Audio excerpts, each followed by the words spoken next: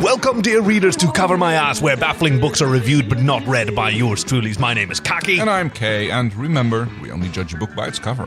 Remembering is coming a little easier than it has previously. Oh, good. I'm just glad to hear that your memories are coming back, or at least you're forming new ones. I'm forming new ones, that's correct. We had to retake last week's episode 4 times, and every time was new for you, but I guess after a while it became a little bit tedious. I mean, I'm sorry that you had to go through that. Faking spontaneity gets harder the more you have to do it. Yeah, imagine doing it 96 fucking times. But I'm glad. Like, I can hang up the sign that it has been 7 days since my last memory erasure in this workplace, which I'm very pleased with. And how would you remember that? That, like, if you realize that you see the sign and you have no idea what it's about, then you take it off. That's and then, it. Yeah. If you don't know what this sign means, put the number back to 0. Exactly. Yes. Okay. I've put that instruction up there, but no, like every day I wake up and I remember what the sign is for, and then I erase the 6 and I add the 7 in erasable dry erase ink. Oh yes, good. So not the red ink, which continues to be a problem. Oh dear. I mean, are you avoiding the puddles and the drips? Yes. Now, thank you for the advice that I should be looking down instead of up to see where the drips are. I've fashioned several cunning hats. Would you like to would you step into my little boudoir here? Oh. And I've got some options for you because very I think good. that what's with this tub of mercury? That's just for fun. Oh, okay. This is for funsies. Okay. You know, after a hard day's work, you just want to have a little. Well, I thought it had something to do with your hattery, but Daddy's little helper. My hair is going orange, but it's a rather fetching color. I think. Well. Okay, so let's see what we have. Okay, so we're going to start with the classics, like it's against the dripping and splashing. So we start with these Southwesters. They are made out of paper. Okay. It's the best that we can do. But you've got the cool drape in the neck, and you've got the sort of, if you're more into like safety equipment, I've got like one of those old style fireman's helmets with the drape in the neck. Yeah. And next up, a series of bush hats. Now, I wouldn't recommend the Australian one, which has one side pinned up. Oh, yeah, you're kind of like still susceptible to getting dripped on that way. Yeah, see, that's kind of the problem. It is a cool look. I do like the little dangly cork things, though. They're very handy against. I mean, we don't have a lot of problems with bugs around here. No, only the bookworms. They don't really fly in your face, so that's not a big problem. And then once I got the hang of it, certainly with using the mercury to stiffen the brims, we've got our little Stetsons, we've got our trilbies and actual fedoras. I was going to say, I see you actually went into the stock of bookbinding leather, so for a few of these hats, which they look very nice. So it's librarian business, right? Yes, exactly. Yeah. No, I'll accept that. So what's your style? Because I'm leaning toward a little bush hat. Has always been my kind of style. No, very good. Yes, those are nice. Personally, I'm a big fan of the Panama hat. Ah, yes. Now, I do have something that resembles it. It's not quite the same. It's a Botswana hat. Okay, so there are some differences. That's the other side of the Atlantic, but the other side of the Atlantic, yeah, and it's not on a strait. It's just on a coast. Okay, yeah. So it's concave instead of convex. I mean, there's just wear it upside down then. The nice lining is on the outside. Okay, instead of a hatband, we'll just call it a ribbon, and it's like clever. Decorative. Yes. Yeah. Oh, I like that. No, I've got to say that is a very cunning look for you. Oh, thank you. So I'm gonna stick with my little bush hat myself. See, now I think that we can venture out a little bit more securely. Mm-hmm. Did you bring the boots that I told you to bring? Boots? Oh shit! Yeah, you must have got a little splash of the red ink before. I guess. Okay. Well, maybe it was during like the second or third take of last week's episode. Oh right, yeah. I mean, I can get you some comfortable slippers. Wait, has that always been an option? Yes. Like right from the start when I was still making camp and I was sort of you didn't wrapping banana leaves around my... Well, you never seem to be shy for footwear, and they are like the slippers that you wear for... The cozy by the fireplace for the reading slippers. Yes. Oh. Did I never take you to the reading lounge on B deck? No, you have not. Oh, well, dear. At least I think I've listened back to every episode several times in the week that I'm in it, and it's never come up. It's where I do most of my reading, so probably that's the reason I didn't take you there, because I like to do my reading in quiet. But, it's like there's... That has been harder and harder since I've been in the rest of your life. It has, yeah. But imagine like a bowling alley where they have like the whole selection of shoes, and there's like a number of slippers there for people with various foot sizes. Oh, that's so neat. Yes. Yeah. And so you have like sort of descriptive runes for the kind of like sink and lift that it has, and whether it's got a little heel. You know the way that the bowling shoes have just the plain old numbers for what size it's going to be? No, I never thought of that. I just figured someone tries them on until they fit. And I was like, go Cinderella on them, yes, whomever fits the shoe wears it or something like that. And speaking of Cinderella, it may be time for us to transform out of into pumpkins? Are we the pumpkins to begin with? Or I think we're the mice. Yes, that's nice. Yes. We've got our little hats and everything. Okay, yes, we'll become the Cinderella mice, and off we go to the ball because it is time for us to shine. So, what do we have in store for our readers this week? Yes, this week's book is by William F. Wu. It is called Dr. Bones, the Cosmic Bomber. Actually, it's the second part of the Dr. Bones series. Yes. It's called The Cosmic Bomber. And what we have is, Dr. Bones very prominently on the front cover in her Samus outfit. Yes, she's got the huge shoulder pads, the huge sort of rounded shoulder pads, and like a haircut. It looks gorgeous. It's a bit monochromic, all orange. The outfit is fantastic. She's got the huge sort of pompadour shoulder pads. She's got, it looks like thigh filling. I'm not entirely sure if that's correct. Bit of cleavage, rectangular cut for the collar. It's a bit weird, yeah. It's like showing cleavage under the collar. I guess that's a bit of a I mean, you really cannot pretend at this point you're not just actually showing your boobs off. Yes, no, but this sort of reminds me of Lursa and Bator, the Duras sisters, the Klingon sisters from Star Trek: The Next Generation. Yeah, they have the same thing going, yeah. Because they have the same sort of armor that the men wear, but they've got the boob window to show off how the twins collide. The twin moons of the Duras sisters. Yeah.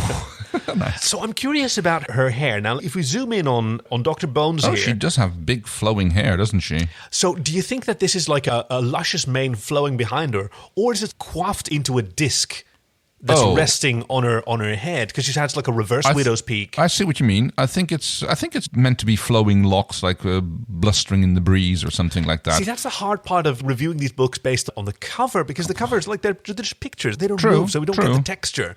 And we've got the other guy standing there in his like white streaked armor. He's a bit of a silver foxy, I'd say. This could be actually several characters in the books. I'm not entirely sure. It's like, you're right. That was an interesting aspect of this Dr. Bones book. There was a lot of classically handsome silver foxy men around there. And one of the Diplopodans, isn't it? Classically handsome. Yes, there's a which is not exactly classically handsome. It's just like a big bug. A big, long, elongated bug with lots of legs and segments and judgmental eyes, I've got to say. A little bit, but actually I like the fact that his front legs actually have little finger... they got little finger grabbies. Yes, I think that's a nice touch. I mean, it makes sense if you're like a spacefaring species as a bug, that you have like good, fine manipulators. I mean, you need that. You kind of need that. You can't get to like space flight otherwise, at least as far as we're concerned. I always imagine that when intergalactic aliens like evaluate Earth, they miss the fact that we're sentient and have a space program, because they can't really imagine, how can anyone have a space program before they've mastered telekinesis? Yes. That just makes no sense. Well, they're doing it with their hands? Yes. That's a stupid way to get to space. There's a beautiful short story about that. Like they're meat. It's like, what do you mean they're meat? A bunch of beings examining Earth. There's a discussion between them. What do you mean they're meat? Yeah, they're meat. It's like, what do you mean, intelligent meat? That's not possible. Yeah, it is. You mean they have a meat phase like the Belteshazzans? And it's like, no, they're actually just meat. Like, how do they communicate? They flap their meat at each other. And it basically it's quite sad at the end, because they realize that these creatures can never join the galactic society because there's no way to travel at superluminal speeds that they can survive or even do, because they're not psychic beings or whatever it is that everybody else is. Yeah, they decide to leave them alone, and they actually lament a little bit on how sad it would be, like if you're thinking that you're the only race in the universe without giving that courtesy to the humans. It's a very dismissive about the human life, because they're just like sentient meat. So we have these three characters. We have Dr. Bones. We have a generic American man. He looks a bit like, what's his face? MacGyver and the guy... Wouldn't you say like more in a Stargate phase, really? But yes, the Silver Fox. Yes, they're standing on a hazy atmosphere, like there are clouds billowing behind their backs and bums. Some sort of, I think that's from the exhaust from the spaceship or whatever it is. That's a craft landing or taking off or hovering against a green pitted moon. There's a lot going on, which is how I like it. But yeah, like all of my attention was dragged to, I think you already described this Diplopodan multi-legged creature in the front, because. Okay, do you know what Hox genes are? No, I don't. Okay, Hox genes are a set of genes in your DNA, and therefore... Oh, sorry, I thought you were talking about trousers, but yeah, keep going. Therefore, a body plan organization. So, like, messing with Hox genes gets really weird, because then you get, like, different shaped bodies. So, we know, like, centipedes and millipedes, right? Yes. And they've got a head, and they've got all these segments. Segments is how insect bodies are organized. And they've got these Hox genes to organize which sections do what. What can do what? Yeah. So if you look on the underside, the underbelly of a grasshopper, like it has all those like lines and striations in it, which are the sort of fusion lines of what was originally in its evolution different segments that have sort of fused together into a thorax, and these fused together into a head. Interesting. Yeah, the front part has these little grabber hands, like those are legs with grabber hands, and he has these mouth parts as well, and those are legs that have been converted into mouth parts. If you mess with the Hox genes of a grasshopper or whatever, you can have legs instead of antennas, legs instead of mouth parts, because they're all... That was the basic function. They're basically from the same stem cells, and it just like it. Depending on what kind of what the genes tell them to do, they become different. Different elements. Just legs of different size with more sensors. It seems so efficient because developing legs seems like a very difficult thing to do. You've got to have muscles, you've got to have a nervous system, you've got to coordinate them. Like you see the millipedes walking and all of their legs in beautiful. It's gorgeous.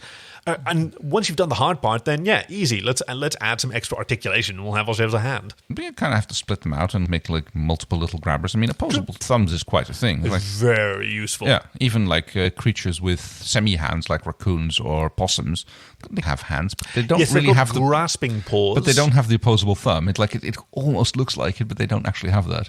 Yeah. Well, unlike their ability to open trash cans and stuff like that. Yes, and impersonate podcasters on their own show. But even bears, clever. There was this quote from a park ranger, I believe it was in Yosemite, and they asked why they had such a big problem in designing trash cans which were bear-proof. Oh, yeah. And his comment was like, there's quite a significant overlap between the intelligence of the dumbest tourist and the most intelligent bear. Yeah. So yes, we can make it so that... The dumbest bear is smarter than the average tourist. Yes. Well, no, the smartest bear is smarter than the dumbest tourist. It was a... Oh, yes. Boo and Yogi Bear. Yes. No. Yes, my favorite philosopher. Wow. Okay, so getting back to the book, we've got Dr. Bones. On the cover, it also says, Beyond Indiana Jones, Beyond Doctor Who, The Incredible Adventures, whose exploits span the... stars. There's a punch hole in my copy. There is. We begin with some of the early adventures of Dr. Bones, establishing, yes, like Indiana Jones, like Doctor Who, she is an adventurous. Not quite so much time travel, but... No, not a lot of that. But in a multi-planetary human world, she's a planet-hopping adventuress of some renown. So she goes around robbing temples and stealing things. Yes, exactly. Yes. Just like Indiana Jones, breaking into temples, making no effort to preserve their interior integrity, and taking out treasures that really... They would be fine where they were when you think about it. Like they don't. Totally. None of them need to be in a museum. This is a treasured site. But yeah, she's got that sort of go-get-'em attitude. But she's particularly renowned because of her unconventional methods of like discovering and retrieving these items. Finding where the natives have hidden their treasure and then just like negotiating her way in there. Yeah, there's a bit of theatricality. I mean, she claims obviously that it's her many like unique talents. There's a bit of Lara Croft in there as well, I would say. Yeah, with some quackery, except that she doesn't have her bulges in the same place. She keeps her big bazoomas on her shoulder pads. Rather than on her hips. I mean, she's got good hips, but like it's not the gun-toting hips that Lara Croft has. Right. And I think her breasts are also a little bit less triangular. But than the original, yes. So she's a doctor of dowsing. Oh, yes. Yeah, which a doctorate that she earned at the University of Mogadishu online. Yes. Prior to the incident. Now, of course, there are those who question whether her credentials are genuine, but the incident did wipe out all the records of the University of Mogadishu. So. And there are some rumors that she was seen in the neighborhood of that university, despite the fact that it's an online university. Yeah, that was impressive. Yeah, and like, I mean, she has a very distinctive outfit that she always wears. It's like Indiana Jones's hat. But stealthy she is not. Maybe her outfit has like certain stealth properties that can be activated. So, maybe it's so much of an eyesore that everybody just sort of looks away. That could be it. Or it's like the don't mean that. Orange is a great color. The psychic paper that the doctor's credentials are made out of. Maybe her jumpsuit has similar properties that everybody just like assumes that it looks like what it's supposed to be. That would make sense, because this was my problem with this Doctor of Dowsing. As a reader, I did not have trouble figuring out that she's an absolute quack, but everybody in the story seems to have enormous trouble, because I mean, she lucks out and she succeeds. Like, she gets the gems of the serpent god and she discovers the last dodo. She discovered that after she'd eaten the 4 of the 5 last dodos. Well, yeah, she goes like, these are nosh, and there's some eggs here, like, and 2 of them went into an omelette, and like, there's like, now if we can like breed those and put them in an incubator and rehatch the dodos, and like hailed as the savior of the species as she is. Thanks to that was the insight of her personal mandroid, PhD, her assistant, which I think is the silver fox on the cover. Yeah. That's her mandroid assistant, whom she has a great relationship with him because he is a genuinely intelligent and inquisitive person. He was the one who noticed that she was forcing him to cook dodos for her until eventually he managed to convince her. But anytime that she like follows his advice, she can just erase his memory, and then it's it's her idea. Yeah, exactly. It's like she's got this little key fob that for the car remote, and it just goes like beep beep, and it's just like freezes him. Oh, that was existentially quite horrible that someone could just pause you and then just rewind and erase 2 minutes, 3 minutes, 4 minutes, 5 minutes of memory. Okay, back. And we're online again. And oh, yes, look what I had. Just had a great idea. These are dodo eggs, yes. And I don't know where she acquired him. As with many of her pieces of equipment. So it's not surprising that soon after she delivers the jewels of the Serpent King, a representative of Earth's government. I was a little bit like concerned about like delivering the jewels of the Serpent King, especially since I wasn't entirely sure whether or not they were actual like gemstones or if they were... Yes, if it was more family jewels. Yes. Yeah. It's a tricky situation. It's again one of those stolen cultural treasures that really should have stayed where they were supposed to be. Yeah. Doubly so. But before she has a chance to be faced with the consequences of her actions, she's met with some men in suits and...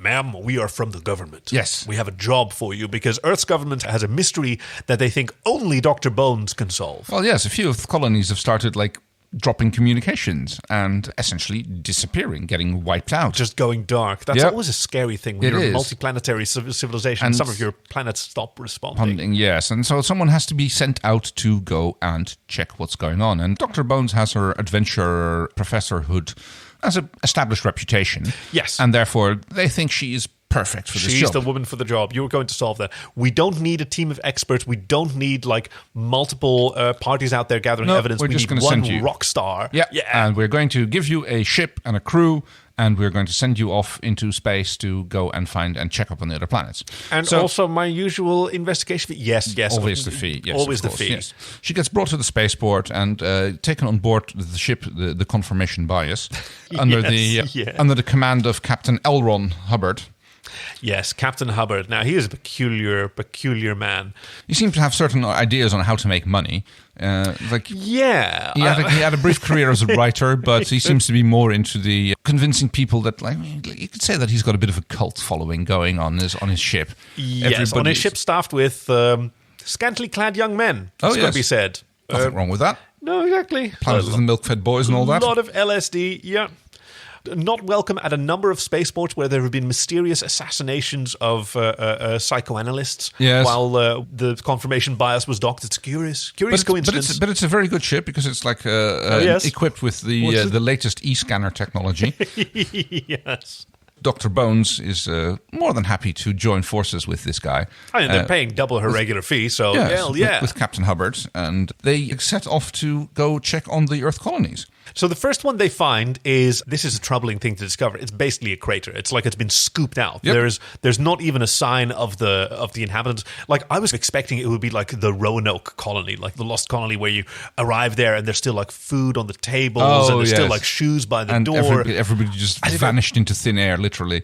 But no, this is more like the planet, like someone strapped rocket boosters to the like they've been suffocated. Although that's a different book, yes. Yeah. It's weird how they're starting to bleed over again. Yeah, funny that.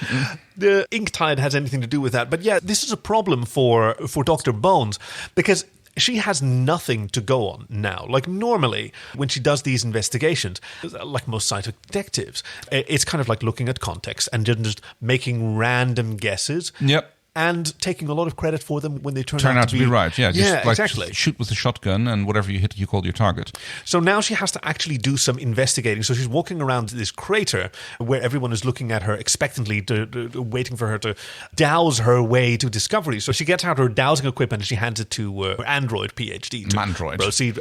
Thank you. Very good. Yes. To start with the dowsing, which he immediately says, but there is no evidence that it... And she just quickly rewinds in the last few seconds. Yeah, I mean, that's like... You can douse your way, but if the entire colony is gone, then there's not much you can douse at. And like she ends up like the dowsing rod points up into space, which is okay. I guess makes sense. I guess we have to go there. I mean, like dowsing rod, isn't that just like a Ouija board for one? It's like you kind of have to. Yes, it's something that's still done commercially, where people apparently find the best and cleanest and most quantifiable or richest source of water for people who want to dig a well that's close to their buildings and yields a lot of water. But yeah, you drill into the water table. It's going to be pretty uniform. Like as long as there's a porous layer in the rock, yeah. And if there isn't a porous layer and you don't have much of a water table, it's going to suck no matter where you go. You're going to have to dig deeper, yeah. So while she's leaving her mandroid to do the dowsing, she's doing the couple of things that are usually much more effective for her. One of them she calls digital divining, or digital divination, I should say, where she communes with the spirit of Wikipedia on her phone and just looks up some information about the random factoids would seem to be more or less relevant to the local surroundings. Helping her to do a cosmic cold reading. Yes. Where, this is something that quacks do a lot, where they just look at the person that they're trying to convince. In this case, it's the universe, and try and piece together what do they want to hear. Yes, unfortunately, it's like the universe isn't very forthcoming with answers, and if she goes like, "I've sent something about electricity," and then the universe is just going like, and it really doesn't really work that way. But that's most. She manages to convince Elrond that it's time to like move on to the next planet and see what goes on there. And he's, there's clearly signs that like the next planet is that way. Make a vague gesture up into the sky into space. Let the navigation crew figure out what that one is. And they go on to the next colony, which seems to have been wiped out as well. But this one's much more violent. It's Mr. Hubbard soon discovers with his e-scanner that it's been blasted with H-missiles. I'm noticing the sort of letter trend here. Yeah. They're like they're basically based on the theory that the more you dilute something, the more powerful it becomes. And for some reason, it's a system which it looks like little bottle rockets which are being fired off. But once they hit the planet, they have devastating effect upon it.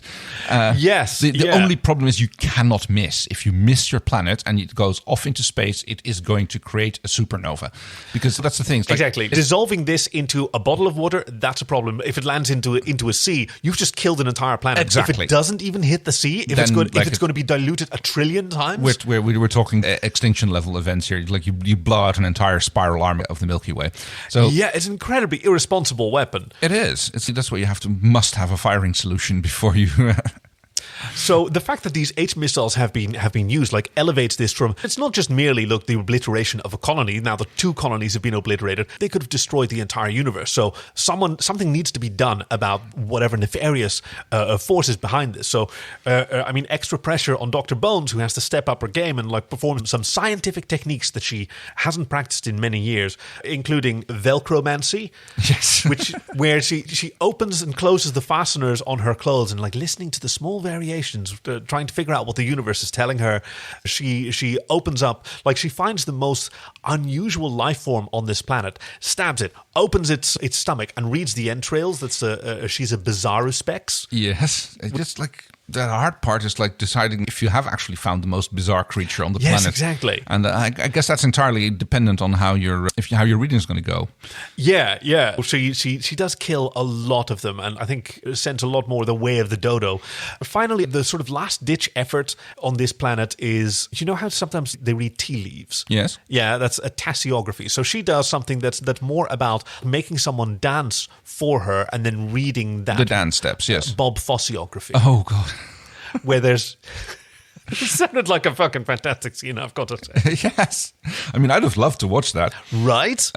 After they take off from this planet, which has been destroyed by the H-missiles, the confirmation bias gets fired upon by an enemy ship. It's like the Diplodocans have arrived, or at least have returned apparently to the site of their previous... I love how William F. Wu couldn't, stick stick to one particular name for the aliens, whether they were either the Diplodans or the Diplopodans or the Diplodocans in this case, the duck-billed dinosaur people. Yes, that's the one. It's something that the editor should have caught. No, we're not going to blame William F. Wu for this. No, of course not. So Mr. Hubbard fires the C lasers of the confirmation bias, which... I wonder if those are related to C-beams gleaming off of Orion's shoulder. In this case, it's just a communication laser, which he tries to fire off. Off into the universe like tears in the rain. He figures he's going to use some H-missile technology on his communication lasers. As long as you dial down the power of the laser far enough, it's going to have devastating effects on your opponent. Which doesn't seem to work quite as well as he intended to. No, unfortunately, as seems to be the case with most of L. Ron Hubbard's various schemes. And the ship gets boarded, captured, and they get carted off by the mysterious aliens, which have been waging war on humanity without actually being nice enough to declare war properly. Yes, see, that's normally how you start, isn't it? Like you say what it's about and why you're doing it, and then you do it. When it comes to war. Yes, but otherwise it's just like we're talking about aliens here, and they might have different values. We are talking about aliens, like specifically the aliens who have seized Dr. Bones and the crew of the confirmation bias, a pair of high-ranking Diplopodans who they're high-ranking. You can tell that because they have the longest bodies. Yes, apparently the Diplopodan Empire. Wow, this is going to be such a. It's going to go so great. Diplopodan. Oh, very good. Diplopodan Empire is based on like the number of legs that you have. The longest. They're referred to as the longest ones. Yes, that's right. The almighty longest. Billipede and Willipede have seized and like these are their prized possession because they realize. Oh, do you realize who we've got here, Willipede? Oh, who is it, Willipede? This is Dr. Bones. Dr. Bones, the doctor of dowsing from the University of Mogadishu Online. And especially for these creatures who don't have bones, the fact that like bones is like such a powerful concept. They wear them on the outside, so Dr. Bones is like... Ooh, she's full of bones? She is. That's astonishing. Did you know that on Earth, because there's always pregnant people, the average numbers of skeletons inside the human body is higher than one? That's very good. That's very good, yes. So, seizing their prize, the Diplopodans bring Dr. Bones and PhD to a secret laboratory, a weapons research facility. Yes, the Bright Sands missile range.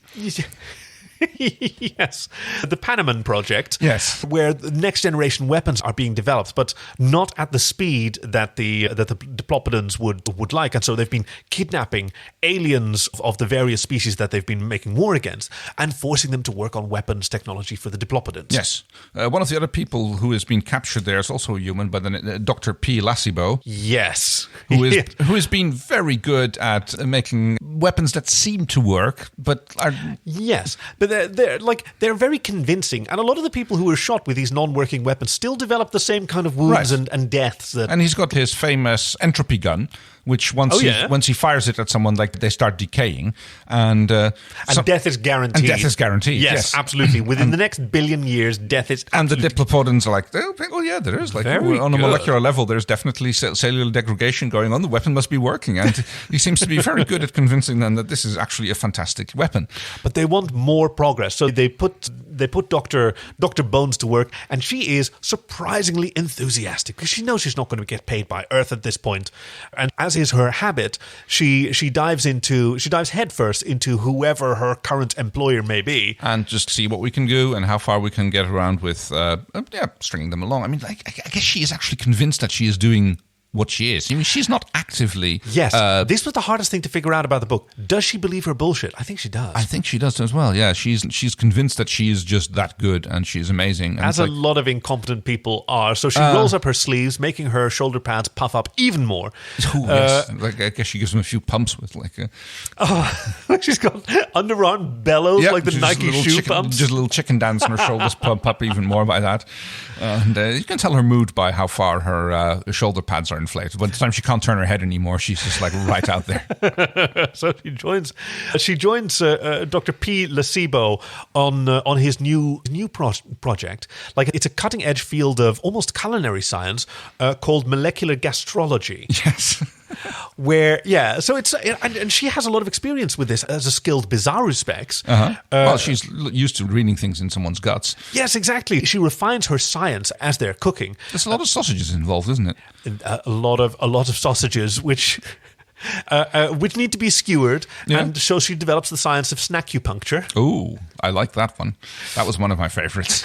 There's a bit of a problem where her like aromatherapy becomes aromacanthropy and becomes sentient, and people start rubbing. That was a bit of a weird scene when the candle mist just wafts off and decides to go sentient, and it's a weird chapter in the book. But she manages to, like, before the Panamon project is shelved and recognized for the failure that it actually is, she manages to pull something off together with Dr. P. Lasivo and L. Ron Hubbard, based on their experience with the H missiles and the molecular gastrology. She develops fomeopathy, where by dissolving, foam, as in foam. Yes, that's the one. Yes, exactly. Where everything has to be a foam, and if you take any food and you make a foam out of it, then suddenly it gains magical powers. Yes, first they start with the healing powers of that cappuccino has, which is naturally quite foamy. Yes, but exactly. They go into the foamed bananas and the foamed salmon mousse and all kinds of just aerated foods. Is all the rage and becomes the new staple of the Diplopodan military force. They manage to keep their captors happy with the development. It's not exactly weapon development which they're working on. No, that was the intention, and they are accidentally developing like several radical new technologies that anyone else would be really enthusiastic about. This is where they learned that the Diplopodans are actually working on a new technology that's supposed to be even stronger than the H missiles. Yes. They are working on the F-bomb. Yes. And science is always a long road, but they've started with the idea of this is what we want to achieve. We want the F-bomb. And then the scientists that they've shanghaied go, okay, cool. What does the F stand for? Well, we don't know yet. That's for you to figure out. You make it work. We're the idea people. You are the making things work people, which is always a bit of a... now that's the antithesis of a quack. Like someone who doesn't really have an idea of the outcome that they want, then you have nothing to play on. So they have to do actual science, and they're stuck in their lab. Like they go and develop plans for radical technologies like fold space, dimensional collapsing, so you can store more matter in the same space. Is that what you want? No. Okay. What else is an F? It could be FTL, faster than light technology. Is that what you want? No. It's like we already have that. That's the only way we can travel from one planet to the other. Oh, okay. So, did you want us to solve Fermat's theorem? Is that the one? That has no practical application. It's assumed to be true, and like the proof is purely theoretical, so it makes no difference whether or not it's actually true or not. Back to the drawing board. Okay, what else did the Fermi paradox? No, there's aliens here. The Fermi paradox is solved. Clearly there are aliens, and we know this for a fact now. Is it maybe lukewarm fusion that you want? That would be very useful, but again, already got it. Power of H missile. That's the thing. Lukewarm fusion is not as good as tepid fusion. It would have been so much better. There would have been a T-bomb. Yeah, well, yes. So, realizing that they really don't have much to offer. I mean, their last shot is introducing Fuckminster Bullerine. Which is a good thing to do. It's a good carbon configuration, but it's good for for making the outside of the F-bomb. The casing of the F-bomb is suddenly taken care of. And in good Dr. Bones tradition, like just having something that looks okay is generally enough to bullshit her way through. Yes. And once they have the Fuckminster Bullerine and they make a bomb casing out of it and declare that to be the new F-bomb, of course, still has to be tested, but the Diplopodans seem to be like placated, I suppose, and they decide to give it a shot, try the bomb out, and work towards deciding which next human colony is going to be the target of this F-bomb. Yeah.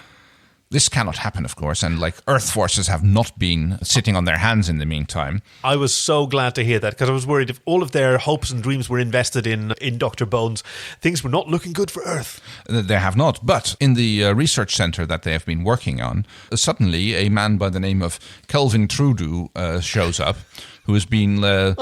He has certain mass control powers where he can like reduce his bodily mass by tremendous amounts, so he can squeeze through the tiniest crack and and basically sneak his way into the research center and help Dr. Bones, her man-android, and Elron to escape from the Diplopodans. Yeah, I had not expected someone with superpowers to show up. Well, being able to contort his body into the tiniest crack. He can just make his weight disappear. So this agent of Earth infiltrates the Panamon project, rescues the scientists who all of them, like, they clamor over each other to claim that they have been trying to sabotage the Diplopodans even more than the other scientists. They were just collaborators. No, we'll take you all in. We'll take you all in. Everybody gets to escape because they don't know who was the actual collaborator, and they're just like making a grab for it and grab. Let God sort them out. Grab everyone we can and get them out of the reach of the Diplopodans, and just escape, because they have no way to destroy this weapon that's already been seized. And they can't control that, and they can't bring it, so they leave the F-bomb with the Diplopodans. Yeah, where it's being managed by a new team of Diplopodans, including Tiffany Pede and Hillary Pede. Yes. They had such cool names, these aliens. It's always so much fun to come up with alien names, isn't it? They basically get carted off back to Earth, where they are squirreled away in a secret hideout known as the P niche. The niche of P, the P niche. Headed by an actual scientist, so he claims, called T.P. Barnum. Yes. Wait. Oh, right, yes.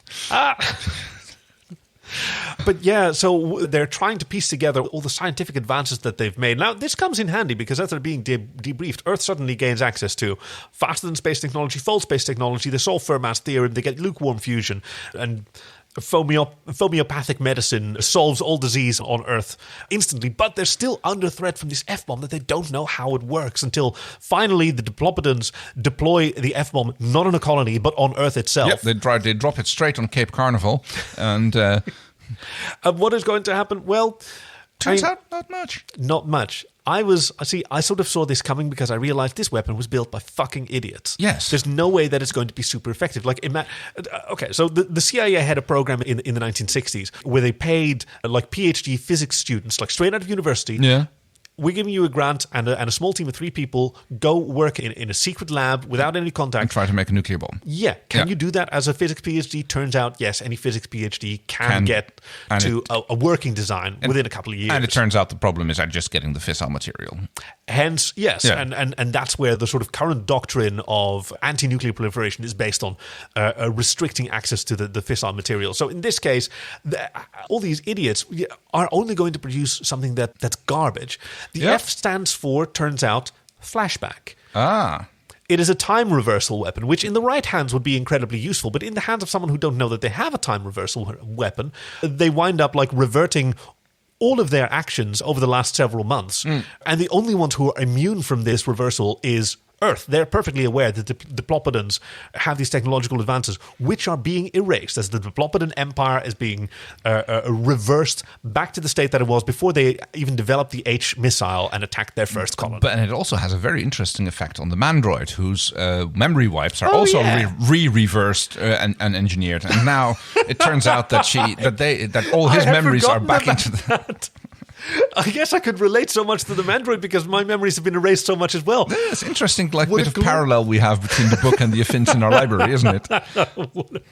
What a glorious moment to suddenly come to this realization. Yeah, where all of his memories come back, he realizes all the discoveries that he's made that Dr. Bones has tried to take credit for. She tries to use her remote control on him, but the remaining flashback bomb energy prevents it from working. Out. Yes. Right at the end of the book, yet another character shows up. Yeah. A secret agent by the name of Jane Bomb.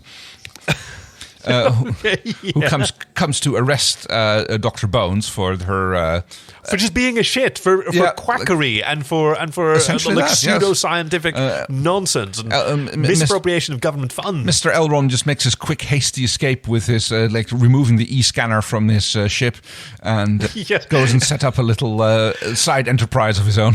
Yeah. Just before he can be inspected, he slaps the mandatory warning that the FDA has declared is required for e-scanners, which says that it does nothing. For entertainment purposes only. Yeah, that's what the E means. The E, yes. Like a Ouija board. Yeah, I never understood why they say Ouija. Ouija, yeah. It's oui and ja. The original ones were printed in French and German and English, so you had yes, oui, ja. Oh, maybe that's it. Ouija. Oh, Ouija. That's why it's a oui-ja board. Oh, okay. I had no idea that's what it came from. You're one of today's lucky 10,000. Yes, it's from the French and German words for yes, which were printed on early Ouija boards. Yeah, okay. I know it was literally sold as a game. It wasn't it was not intended as... Yeah, because it's a parlor game, yeah. It's spoopy fun to play together. I suppose so. And then make up a story about it. And then everything... It was never a divining instrument. No, and somehow these things start living their own life. So, I mean... in the second part, already Dr. Bones has been discovered. She's being carted off to be tried now. But she is hailed as the hero who has sabotaged the F-bomb. And yes. The trial doesn't last long because her incompetence is mistaken for brilliant strategy. And all's well that ends well, I suppose. The alien menace has been defeated. The F-bomb has actually unbombed the human colonies. And so in a way, it has worked despite the fact that it was made it was a B-bomb, really. It's all bullshit.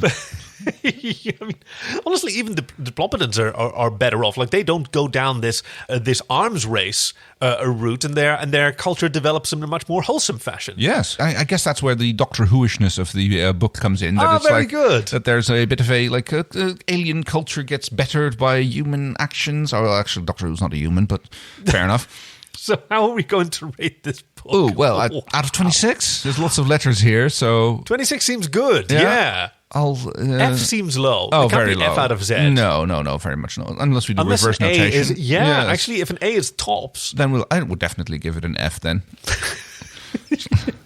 Okay. And speaking of reviews, you can leave a review for us. God, what even does that look like at this point? You can, if you look down at your podcasting device, you should have the opportunity to either leave a little review or finger our little star. We like the 5th one in particular. Don't give us an F, please, God. Whatever you do, don't give us an F. Even if you have to drop a bomb for it. And what do we have in store for our readers next week's book is by David Forrest. And to my nephew Albert, I leave the island what I won of Fatty Hagen in a poker game. Thank you for joining us at Cover My Ass, where baffling books are reviewed but not read by yours truly. My name's Kaki. And I'm Kay, and remember, we only judge a book by its cover. Wow, we made it. Yeah. We actually made it through. I don't think anyone is onto us. No. I think we've completely convinced them that we read these books every time. We're just as successful as Dr. Bones. Yes, we are absolutely. What?